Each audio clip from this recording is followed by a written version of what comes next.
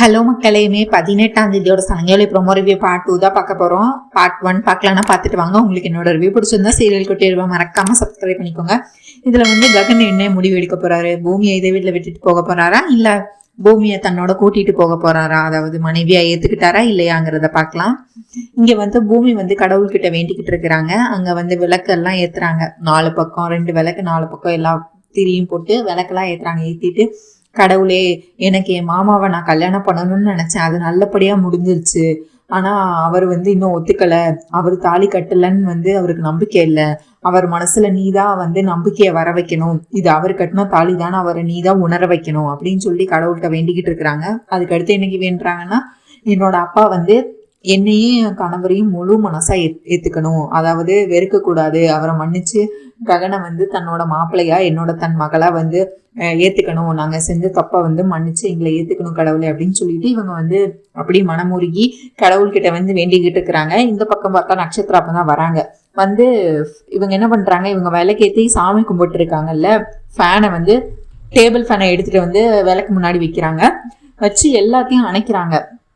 இவங்க பூமி கண்மூடி வேண்டிட்டு இருக்கிறாங்க. கண்ணை துறவுறாங்க. எல்லா விளக்குமே அணைஞ்சிருக்கு. அதாவது அவங்க உடனே யார் இந்த வேலையை பண்ணதுன்னு சொல்லிட்டு பின்னாடி திரும்பி பாக்குறாங்க. நட்சத்திரம் சிரிச்சுட்டே டேபிள் ஃபேனை இன்னும் ஹைல வச்சுட்டு இருக்கிறாங்க. ஒரு விளக்கு கூட எரியல.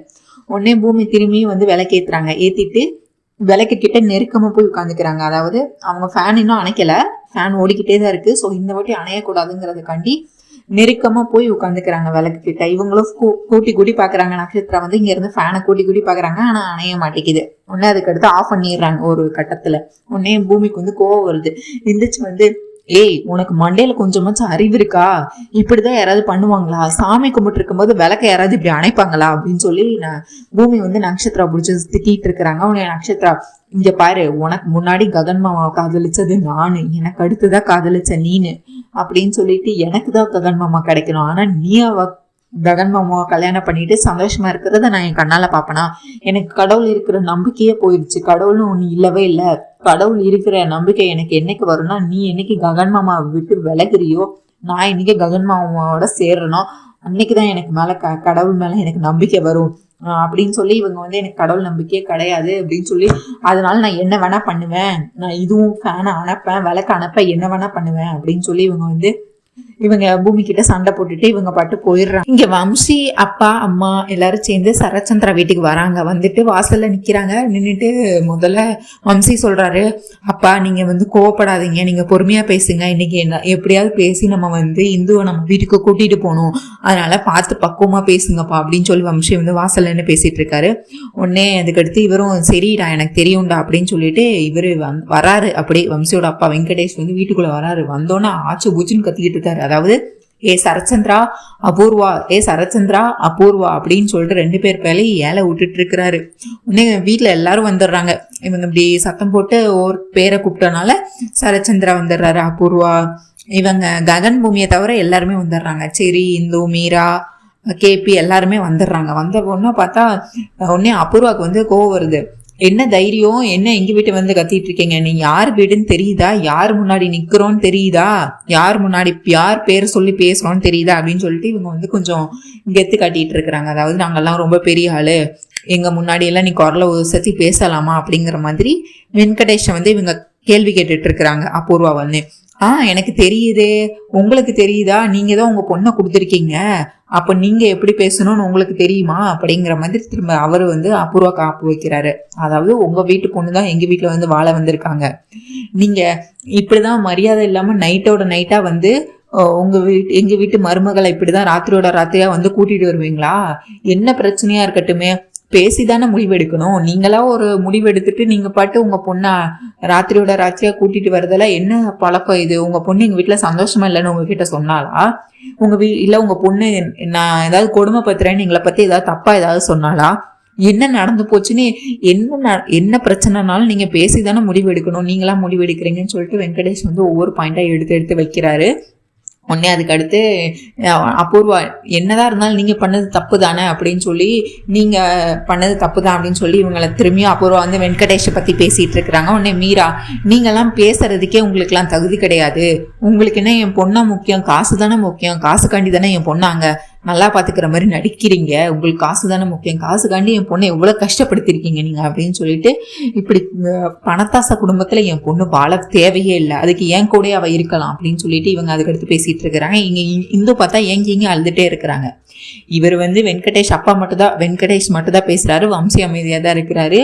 இன்னைக்கு ஏதாவது பேசி எப்படியாவது இந்துவை கூட்டிட்டு போகணும் அப்படிங்கறதுக்காண்டி அவங்க 3 பேர் கிளம்பி வந்துட்டு இருக்கிறாங்க. அதுக்கடுத்து சரச்சந்திரா, நீங்க காசு கேட்டது தப்பு இல்லை, அதை நீங்க என்கிட்ட கேட்டுக்கணும், யாரோ ஒருத்தங்க கொடுத்த காசை நீங்க எப்படி வாங்க முடியும், வாங்கி என் பொண்ணை எங்க வீட்டு பொண்ணை நீங்க எப்படி சந்தோஷமா பார்க்க முடியும், அப்போ யார் காசு கொடுத்தாலும் நீங்க வாங்குவீங்களா அப்படின்னு சொல்லி இவங்க அதுக்கடுத்து சரச்சந்திரா கேட்டுட்டு இருக்கிறாரு. உடனே அதுக்கடுத்து இப்ப வம்சியோட அம்மா வராங்க. உங்களுக்கு தெரியுமா, நாங்க கல்யாணம் ஆகி வந்தோடனே நீங்க தானே கொடுக்குறேன்னு முதல்ல வாக்குறுதி கொடுத்தீங்க, நான் உங்ககிட்ட கேட்டானா எனக்கு 2 கோடி கொடுங்கன்னு, நீங்களா உங்க பொண்ணுக்கு செய்யறேன்னு வாக்குறுதி கொடுத்தீங்க, அப்ப சொன்ன வாக்க காப்பாற்ற வேண்டாமா, இவ்வளவு பெரிய குடும்பம் இருக்கிறீங்க, உங்களுக்குலாம் இந்த காசு ஒரு பெரிய விஷயமா, நீங்க சொன்ன வார்த்தையை காப்பாற்ற முடியல உங்களால, அப்ப நீங்க எதுக்கு இவ்வளவு பேசுறீங்க அப்படின்னு கேக்குறாங்க. நீங்க அவனே சரச்சந்திரா சொல்றாரு, உங்களுக்கு காசு வேணா நீங்க என்கிட்ட தானே கேட்டிருக்கணும் அப்படிங்கிறாரு. ஐயோ, நான் முதல்ல உங்க மீரா தங்கச்சி கிட்ட எத்தனை வாட்டி போன் பண்ணி கேட்டோம், உங்க பொண்ணை விட்டு எத்தனை வாட்டி உங்க வீட்டுல கேட்க சொன்னோம், அதாவது இந்து எத்தனை வாட்டி கால் பண்ணி கேட்க சொன்னோம், உங்க மீரா தங்கச்சி கிட்ட எத்தனை வாட்டி கேட்டோம், அபூர்வா கிட்ட எத்தனை வாட்டி கால் பண்ணி கேட்டோம், எங்க அவங்கள இல்லைன்னு சொல்லுங்க அப்படின்னு சொல்லிட்டு வெங்கடேஷ் அடுத்து இந்த மாதிரி நாங்க எல்லார்கிட்டயும் போன் பண்ணி கேட்டோம், வரதட்சணை என்னாச்சுன்னு சொல்லிட்டு யாருமே எங்களுக்கு பதில் சொல்லல அப்படின்னு சொல்லி இவங்க அடுத்த இது இந்த மாதிரி சொல்லிட்டு இருக்கிறாங்க. ஒன்னு அதுக்கடுத்து அபூர்வா, எங்க நம்ம மாட்டிடுவோம் அப்படின்னு சொல்லிட்டு, ஆமா அந்த நேரத்துல எங்க குடும்பத்துல ஒரு பிரச்சனை நடந்தது, 2 கோடி உண்மையாவே காணாம போச்சு, நான் என்ன நினைச்சேன், கேபி தான் அந்த 2 கோடி எடுத்துட்டு உங்க வீட்டுல கொடுத்துருப்பான்னு நினைச்சேன், எனக்கு எப்படி தெரியும் அப்படின்னு சொல்லி இவங்க அதுக்கடுத்து சொல்றாங்க. உன்னை கேபி, சரச்சந்திரா, நான் அப்போ சொல்றதா இப்பவும் சொல்றேன், எனக்கும் அந்த காசுக்கும் தொலைஞ்சதுக்கும் எந்த சம்மந்தமும் இல்லை, நான் அந்த 2 கோடியை எடுக்கல, என்கிட்ட எந்த ஆதாரமும் இல்லை, நான் எடுத்து கொடுத்துருந்தேன்னா என் பொண்ணு இந்நேரத்துக்கு சந்தோஷமா தானே இருந்திருக்கணும் அந்த வீட்டுல, அப்புறம் எதுக்கு அவங்க காசு கேட்டு திரும்ப இங்க இது பண்ணிட்டு இருக்கணும், அதனால என் மேல அபாண்டமா பழி போட்டுட்டு இருக்கிறாங்க, நான் அந்த 2 கோடி தொலைஞ்சதுக்கும் எனக்கும் எந்த சம்மந்தமும் இல்லை அப்படின்னு சொல்லி இவங்களும் திரும்பியும் சரச்சந்திரா கிட்ட கேபி பேசிட்டு இருக்கிறாரு. உடனே அதுக்கடுத்து அபூர்வமும் அதுக்கடுத்து மனசு மாறுறாங்க. சரி மீரா, இது நம்ம வீட்டு பொண்ணுதான், ஆனா நம்ம பொண்ணோட வாழ்க்கைல அவங்களே கூப்பிடும்போது நம்ம அனுப்பிதான் வைக்கணும் அப்படின்னு சொல்லி இவங்க அடுத்து நல்லவங்களாட்டம் அப்புறம் பேசிட்டு இருக்கிறாங்க. உடனே இவங்க அடுத்து சரச்சந்திராவும் அதேதான் மீரா கிட்ட சொல்றாங்க, இங்க பாருமா, நடந்தது முடிஞ்சதாவே இருக்கட்டும், நம்ம பொண்ணு வாழ்க்கை நமக்கு முக்கியம், அவ அங்க சந்தோஷமா இருக்கட்டும், அவளுக்கு கல்யாணம் பண்ணி கொடுத்தாச்சு, அவ குடும்பம் இனிமேல் அவ சந்தோஷமா தான் இருப்பா, அதனால அவளை அனுப்பி வைக்கலாம் மீரா, அவங்க இவ்வளவு தூரம் நம்ம வீட்டு படியேறி நம்ம பொண்ணை அனுப்புங்கன்னு இவ்வளவு தூரம் கெஞ்சி கேட்கும் போது நம்ம இன்னும் அடம்பிடிக்கிறது அர்த்தம் இல்லை மீரா, நம்ம அனுப்பி வைக்கலாம் அப்படின்னோன்னா மீரா இன்னுமே நான் முடிச்ச முயலுக்கு 3.25 காலுன்னு அவங்க முடியவே முடியாது அப்படின்னு சொல்லிட்டு அனுப்ப முடியாது அப்படின்றாங்க. நீங்க எப்போ அந்த 2 கோடி காசை கொடுக்குறீங்களோ அப்பதான் நான் அனுப்புவேன் அப்படின்றாங்க. இந்த நேரத்துல பார்த்தா இந்த மாதிரி பிரச்சனை இங்க பிரளயமே நடந்துட்டு இருக்கு எங்க ஹால்ல. இப்பதான் ககனும் பூமியும் மாடியில இருந்து இறங்கி வராங்க. அதான் அது ராஜமகன், இவங்க பெரிய வள்ளல் பரம்பரை, இவன் கொடுத்து என் பொண்ணு வாழணுமா, அப்படி ஒண்ணும் தேவையில்ல அப்படின்னு சொல்லி திரும்பியும் மீரா ககனை அவமானப்படுத்துறாங்க. அதாவது அதுக்கடுத்து ககன் வராரு. உன்ன என்ன பிரச்சனை அப்படிங்கும் போது, அண்ணா நான் இப்ப சொல்றேன், அந்த 2 கோடியை எப்போ நீ அவன் மூஞ்சில விட்டேறிடுவோ அதுக்கடுத்து தான் இந்து போய் அந்த வீட்டுல வாழ்வா அப்படின்னு சொல்றாங்க. உடனே அதுக்கடுத்து இவரும் செக் எடுக்கிறதுக்காண்டி சரச்சந்திரா போறாரு, இங்க ரூம்குள்ள போயிட்டு செக் எடுக்கலான்னு வராரு. உடனே இந்த நேரத்துல ககன் பேசுறாரு, ஐயோ சின்னம்மா, இது என்னோட தங்கச்சிக்காக நான் பண்றேன், இதுல என்ன பிரச்சனை இருக்கு, இது நான் என்னோட கடமை தானே, அவ சந்தோஷமா இருந்தா இதுவே எனக்கு போதும், அவ சந்தோஷத்துக்காக தானே நான் கொடுத்தேன், இதுல என்ன தப்பு இருக்கு, நான் எப்பவுமே உங்க குடும்பம் வேற என் குடும்பம் வேற நான் பிரிச்சு பார்க்கல சின்னம்மா அப்படின்னு சொல்லிட்டு மீரா கிட்ட பேசுறாங்க. நான் எப்பவும் ஒரே குடும்பமா தான் இப்பவும் நினைக்கிறேன், எப்பவும் நான் அப்படிதான் இருப்பேன், என் தங்கச்சிக்கு நான் பண்ணதை யாரு எனக்கு திருப்பி தரணும், யாரு எனக்கு திருப்பி தர தேவையில்லை அப்படின்னு சொல்லிட்டு ககன் இது நான் இந்துக்காக நான் அன்பளிப்பா கொடுத்த காசு, அது அவளோட கஷ்டத்துல அன்னைக்கு நான் பகிர்ந்துக்கிட்டு கொடுத்த காசு, இதை எனக்கு திருப்பி தர வேண்டாம், எனக்கு வேண்டாம், அதை நீங்க கொடுத்தாலும் நான் வாங்க மாட்டேன் அப்படின்னு சொல்லி ககன் பேசிட்டு இருக்கிறாரு. ஒன்னு இந்த நேரத்துல பூமியும் சொல்றாங்க, அத்தை என்ன தெரிஞ்சுதான் பேசுறீங்களா, அவங்களோட தங்கச்சிக்கு அவங்க காசு கொடுக்குறாங்க, இதுல இப்ப என்ன தப்பு, தங்கச்சிக்கு காசு கொடுக்க கூடாதுன்னு இங்க சட்டம் இருக்கா என்ன, நீங்க எதுக்காக இப்ப இவ்வளவு ஓவர் ரியாக்ட் பண்றீங்க அப்படின்னு சொல்லி பூமி வந்து பேசுறாங்க. உடனே மீராக்கு வந்து இன்னுமே கோவம் வருது. என்ன பூமி, நீ இந்த வீட்டு பொண்ணு, அதை மறந்துடாத. இப்போ நீ கல்யாணம் பண்ணி போனனால இப்போ உனக்கு அந்த ககன் உன்னோட மாப்பிள்ளை தான் உனக்கு பெருசா தெரியுறானா? என்னதான் இருந்தாலும் இவன் என்னோட சக்காலத்தி பையன். அவன் கொடுத்த காசுல ஒண்ணு என் பொண்ணு வாழணும்னு தேவையே இல்லை. அப்படிப்பட்ட வாழ்க்கை இந்துக்கு தேவையே இல்லை அப்படின்னு சொல்லி திரும்பியும் வந்து இங்க பாரு, உன் அம்மா போட்ட பிச்சையில ஒண்ணு என் பொண்ணு வாழ தேவையில்லை அப்படின்னு சொல்லி திரும்பியும் வந்து சாரதாவை வந்து இந்த நேரத்துல தப்பு தப்பா பேசுறாங்க மீரா. அதாவது உங்க அம்மா என்ன அவ்வளவு பெரிய ஆளா? அவளே என் புருஷனை பங்கு போட்டுக்கிட்டா இப்ப அப்படி இப்படின்னு சொல்லிட்டு ஒண்ணு ஒன்னா சொல்றாங்க. உடனே ககனுக்கு வந்து கோவம் வருது. இதுக்கு மேல என் அம்மா பத்தி தப்பா பேசுனீங்க, அவ்வளவுதான் சின்னம்மா அப்படின்னு சொல்லிட்டு நிறுத்துங்க அப்படின்னு சொல்லி கத்துறாரு. கத்துட்டு இதுக்கு மேல நீங்க ஏதாவது பேசுனீங்க அவ்வளவுதான், போதும், இதுக்கு மேல எங்க அம்மாவை பத்தி எதுவும் பேசாதீங்க. எங்க அம்மா இப்ப என்ன பண்ணாங்க உங்களுக்கு அப்படின்னு சொல்லி இப்படிதான் கூப்பிட்டு வச்சு அவமானப்படுத்துறீங்க அப்படின்னு சொல்லி திரும்ப அவர் பேசிட்டு இருக்காரு. இந்த நேரத்துல சரச்சந்திர வந்து செக் எழுதிடுறாரு. எழுதிட்டு ககன் கிட்ட கொடுக்குறாரு. உடனே பூமிக்கு வந்து கோவம் வருது. என்னப்பா, அவங்க தங்கச்சிக்கு அவங்க கொடுத்தா நீங்க எதுக்குப்பா இப்ப இவங்க கிட்ட கொடுத்து இப்ப அவமானப்படுத்துறீங்களா அப்படின்னு சொல்லி பேசிட்டு இருக்கிறாங்க.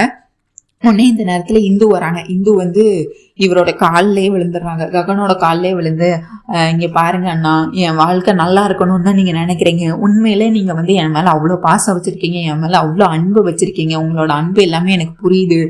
ஆனா இங்க மத்த யாருக்குமே உங்களோட அன்பே புரியல. எல்லாரும் உங்களை எதிரியா தான் பாக்குறாங்க. இப்ப நீங்க தயவு செஞ்சு இவங்க மாமா கொடுக்குற, சரச்சந்திர மாமா கொடுக்குற காசை வாங்கிக்கோங்க. அப்பதான் என் வாழ்க்கை அங்க நல்லா இருக்கும். அப்பதான் என்னால போய் என்னோட புகுந்த வீட்டுல வாழ முடியும். என் அம்மா பிடிவாதத்தை பத்தி உங்களுக்கே நல்லா தெரியும். நீங்க மட்டும் இப்ப இந்த காசை வாங்கிக்க மாட்டீங்கன்னு சொன்னீங்கன்னா கடைசி வரை நான் இந்த வீட்லயே தான் இருக்கணும். எனக்குன்னு கல்யாணம் ஆயிடுச்சு, எனக்குன்னு குடும்பம் இருக்கு, எனக்குன்னு என் புருஷன் இருக்காரு. நான் அந்த வீட்டுல போய் சந்தோஷமா வாழலாம். அன்னைக்கு நான் சந்தோஷமா வாழணும் தான் நீங்க எனக்கு அந்த உதவியை பண்ணி 2 கோடி ரூபாய் கொடுத்தீங்க. இப்ப நானே சொல்றேன்னா நீங்க இந்த 2 கோடியை நீங்க மாமா கையில இருந்து வாங்கிக்கோங்க அப்படின்னு சொல்லிட்டு திரும்ப வந்து இப்போ இந்து வந்து இந்த மாதிரி சொல்லிட்டு இருக்கிறாங்க. ககன் வந்து அழுகுறாரு. அதாவது என்ன சொல்றதுன்னே தெரியலையே, இப்படி கொடுத்த காசை வாங்கணும்னு சொல்றாங்களே, தங்கச்சிக்காக பாசமா கொடுத்த காசை வாங்கணும்னு சொல்றாங்களே அப்படின்னு சொல்லிட்டு, இப்போ நீங்க இந்த காசை வாங்குறனால நான் உங்க தங்கச்சி இல்லைன்னு ஆயிரப்போதா, இல்ல நான் உங்க மேல வச்சிருக்க பாசம் தான் இல்லைன்னு ஆயிரப்போதா, இல்ல இந்த வீட்டுல இருக்கவங்களுக்கு யாருக்குமே புரிய போறது இல்ல, அவங்க சொன்னாலும் புரிஞ்சுக்கிற நிலைமையில மனநிலைமையில யாருமே இல்லை, இவங்க கிட்ட பேசுறதே வேஸ்ட் அண்ணா, ஆனா எனக்கு நம்பிக்கை இருக்கு அப்படின்னு சொல்லி இவங்க திரும்பியும் வந்து இந்து வந்து கன்வின்ஸ் பண்றாங்க. நீங்க எனக்காக இந்த காசை நீங்க வாங்கிக்கோங்க, இவங்க யாரு சொன்னாங்கன்னு நீங்க வாங்கல, இப்ப நான் சொல்றேன் அதுக்காக நீங்க வாங்குறீங்க அப்படின்னு சொல்றாங்க. உடனே அதுக்கு அடுத்து ககன், என்னோட தங்கச்சி கண்ணில் எப்பவுமே நான் ஆனந்த கண்ணீரை மட்டும் தான் பார்க்கணும். அவள் அழுதான் என் மனசு தாங்காது, என்னோட மனசு வந்து அதை ஏற்றிக்கவே முடியாது. நீ சொல்றங்கிற ஒரு காரணத்துக்காக, உன்னோட வாழ்க்கைக்காக, உன்னோட சந்தோஷத்துக்காக, நீ சொன்ன அந்த ஒரு வார்த்தைக்காக நான் இப்போ இந்த செக்கை வாங்கிக்கிறேன் அப்படின்னு சொல்லிட்டு, Sarachandra give me the cheque அப்படின்னு சொல்லிட்டு செக்கை வாங்குறாரு.